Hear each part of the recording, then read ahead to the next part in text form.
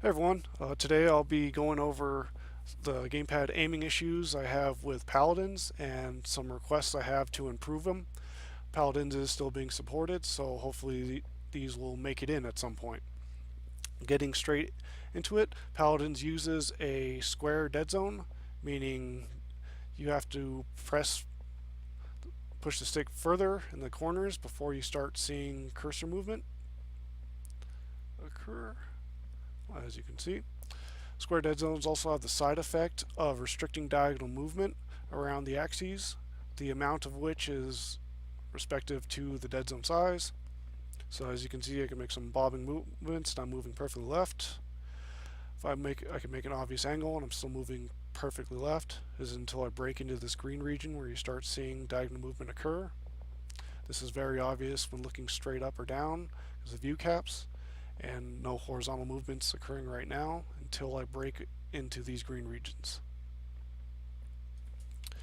Now that brings me to the first improvement request, and that is changing the square dead zone into a circular one.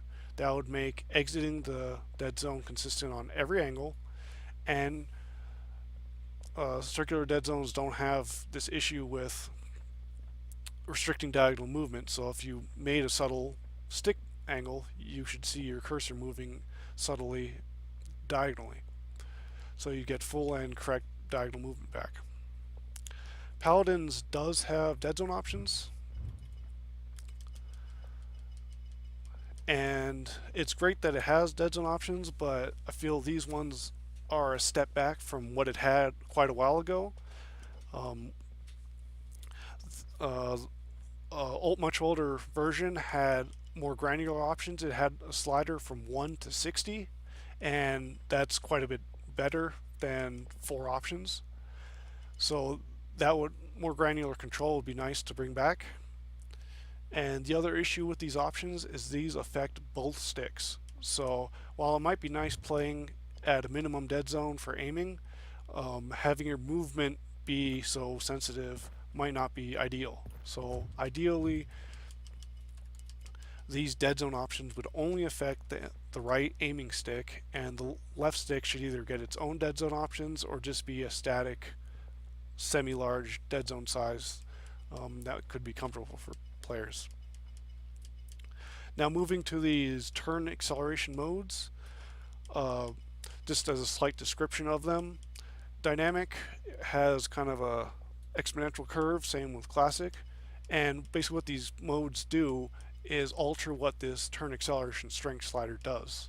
So dynamic and classic have exponential curves. This has a linear curve, but the turn strength slider for dynamic and classic is basically an aim smoothing slider. So turn acceleration at 10 for dynamic is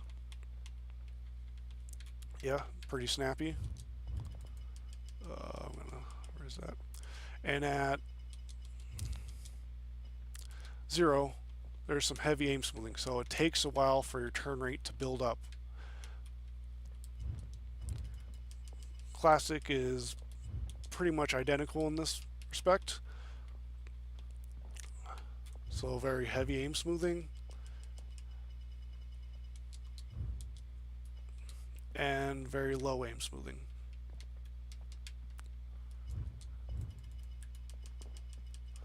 Precision works very similar to how dual zone works in Overwatch, for those familiar, where you have a kind of a linear middle section for most of your curt, and once you pass the outer dead zone, your turn rate ramps up dramatically. And in this case, this strength slider controls the intensity of that jump. So as you can see, there is a jump, but it's nowhere near as significant as the 10. Now, my criticism of these modes and their altering of the strength option is the same as my criticisms of the aiming types in Overwatch, and I think that they're option bloat. And the reason for that is, so basically with dynamic and classic, this becomes a smoothing option. And precision, this becomes a turn acceleration slider. So controlling the intensity of how fast your aim ramps up after you pass the outer dead zone. I think that both these options could be separate, so we could have a separate smoothing option and a separate well, we already have turn acceleration strength, but this turn acceleration strength could be control this ramp up after you pass the outer dead zone, and we could have a separate aim smoothing slider. This makes these modes less relevant. And what makes them completely irrelevant is we could get an acceleration curve slider, which would control how the acceleration increases. So Paladins, or no, sorry, Precision uses a linear curve. So it starts out pretty fast and increases linearly until the outer dead zone. Until it hits the max speed. And Dynamic and Classic use some level of higher exponential thing, so they start slower until they build up to the same maximum turn rate. By adding a slider to control that, we completely remove the need for these modes, and an acceleration curve option can, well, we can get control over the degree of a power function like we've seen in Apex Legends, Titanfall 2 with their response curve sliders, or Overwatch with its aim ease slider.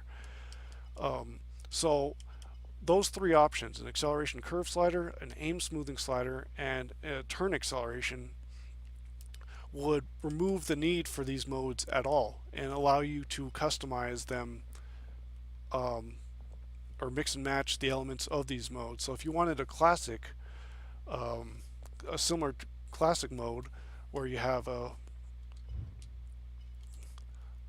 much more gradual increase in your acceleration, but you could add a turn acceleration jump to it. So having these three modes completely allows you to replicate these three modes. Yeah, these three options let you replicate these three modes and combine them any which way you want. So that's why I feel that these are bloat. And I think doing that would give you more control in three options than these two options offer dramatically. The final thing I'd like to talk about is aim assist. I'm on the PC version obviously right now, but the PC version didn't have aim assist for quite a while, but it was added at some point. But the console versions at least had aim assist options until they were removed at one of these semi-recent patches.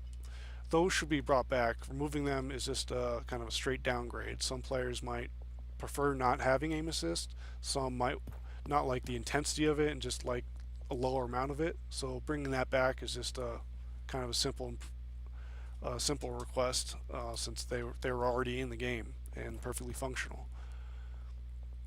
But that about covers it. So reiterating all of my requests for improvement is changing the square dead zone to a circular one.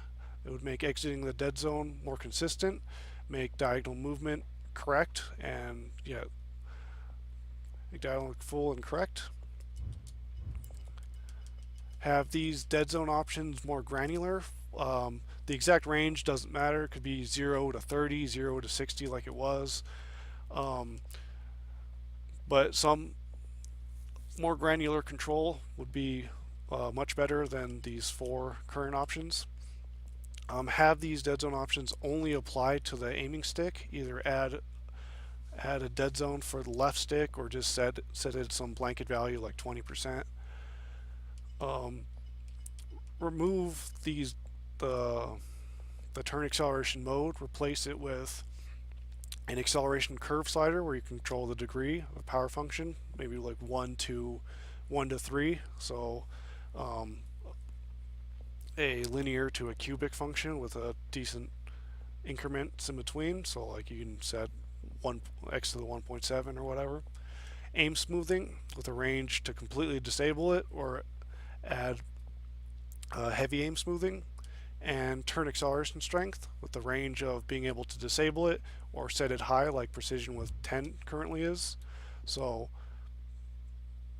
yeah, have something very drastic like that, or allow you to completely disable it. So those three options I think are better than this mode system that it uses. And finally, bring back the aim assist options.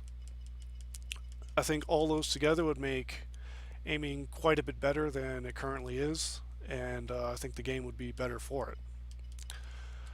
For some final notes, I've heard that the Switch version has its own issues. I've heard that there's some issues with the diagonal movement being slower than cardinal, and some X and Y sensitivities being different on the Switch version. I can't say I've never played the Switch version, so I don't know if those are valid issues or not. The XY sensitivities seem fine to me on PC version, and on the Xbox version, which I played. But ideally, uh, all the platforms should get the same gamepad support. So hopefully, if there is something wrong with the Switch version, that'll be corrected too.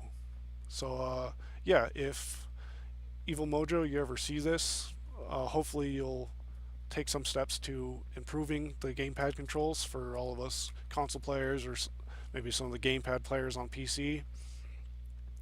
And yeah, hopefully that covers everything. Thanks for watching. You all have a good rest of your day.